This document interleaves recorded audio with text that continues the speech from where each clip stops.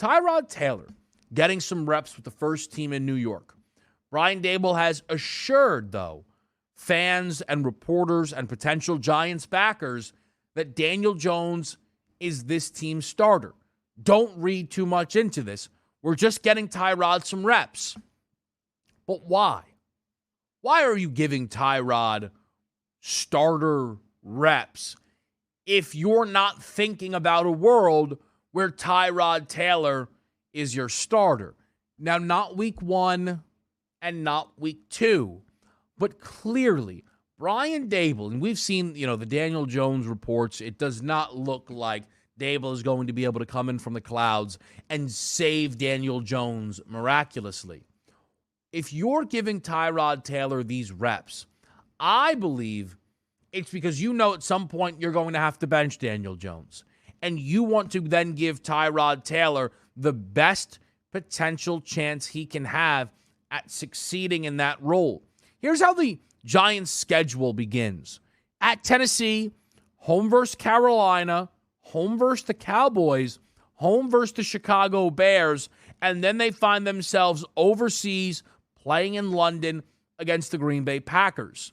You have very short lines, potential favorite spots there for the Giants in weeks 2 and 4 against the Panthers and the Bears.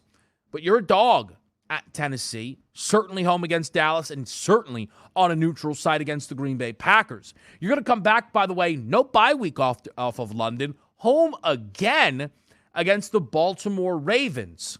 Within those first 6 games, if this is a 2-4 football team, they'll only be favored in 2 of those games. We'll see where lines close against Carolina. They'll only be favored in 2 of those games. Could that be the exit point then for Daniel Jones? And if that is the exit point, Donnie, then all of his season-long numbers start to shape up towards an under. Over-under passing touchdowns, 21.5. Over-under passing yards, 34.50 and a hook. Rushing yards for the season, 350.5. If Daniel Jones is benched, you should be able to clean up on his unders.